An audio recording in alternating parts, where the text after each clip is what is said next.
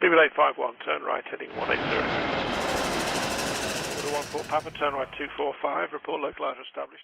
Another new week begins, and with the new week comes the close to an old one. Therefore, it's time to take a look at stories that did not get their own video in this little series I like to call Aviation News Recaps.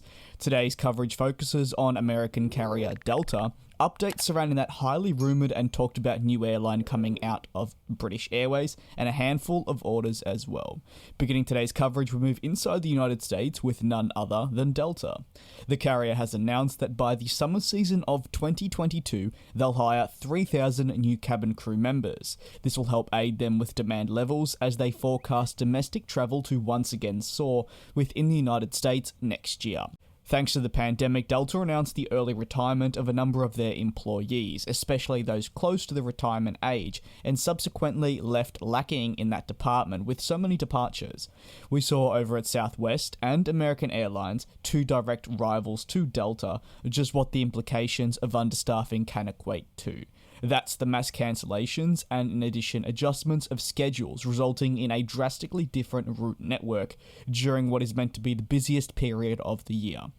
Crucially, it seems the pandemic killed off a lot of demand. One of the most important things for the business is to get back on track. This is what they're attempting to do during the past summer season. The carrier has noted that hiring new employees was put on hold due to the pandemic. On top of that, they took 2 steps back rather than 2 steps forward regarding recruitment. The voluntary retirements you heard me make mention of earlier in the coverage saw 20% of their staff leave. This was not just the cabin crew involved, it also included pilots, those working inside the terminal, and more jobs within Delta. With travel demand returning and diminishing at times, airlines are racing against the clock to ensure that their staff size is adequate to offer a competitive, robust network whenever possible and necessary. British Airways has been in the news frequently of late, whether it be coverage on their Airbus A380 to the relaunch of routes around the world or something else. That something else today refers to something that's been rumoured, speculated and confirmed by highly reputable sources, and that's British Airways' plan to launch a new airline/subsidiary on top of their leading brand. To be based out of London Gatwick, it would be a low-cost unit. The carrier's goal with this new business would be to offer flights that would be better competition to the other airlines that are flying out of other London airports, and that's your typical Ryanair and EasyJet. Additional details have been revealed with regards to just what we can expect from this new carrier.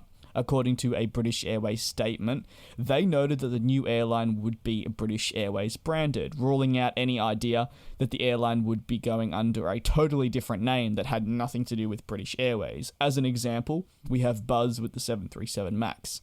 However, the biggest takeaway from the update is that they are planning on still offering a full standard service. This would mean that as for service, nothing would change.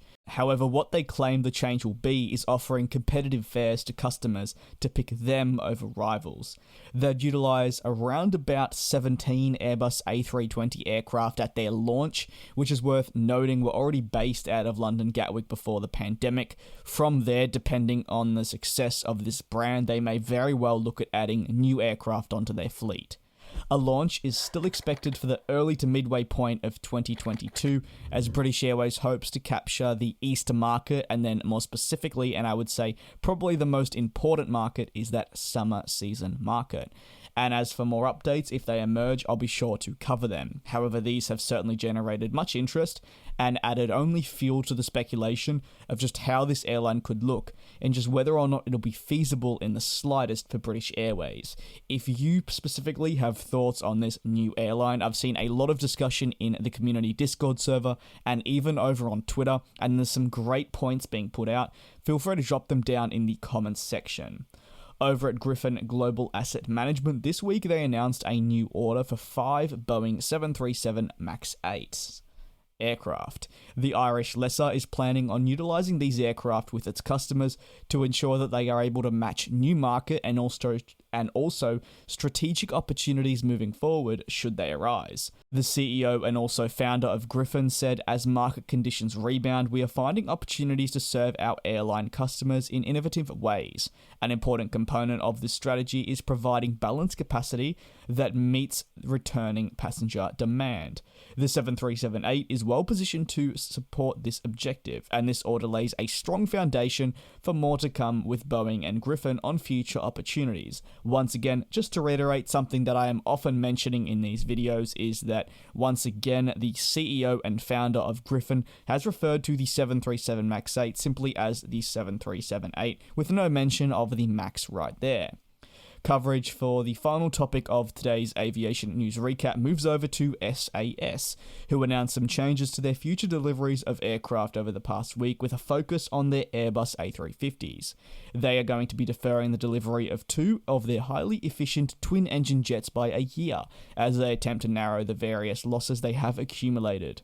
It's not the first time the carrier has reported losses, with around a US $162 million loss in the fiscal third quarter being announced only this past week. Now, this is still an improvement on what they had for the prior year, but naturally these losses need to come down still, and the airline needs to move into the positive again.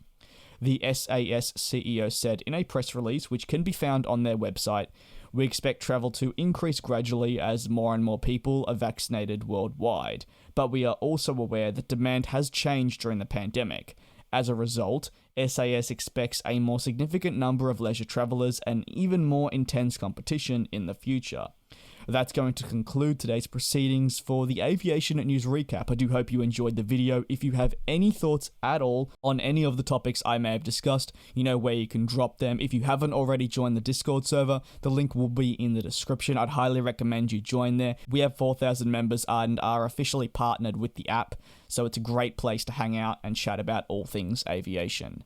Until the next video, be safe, take care, and I will see you then.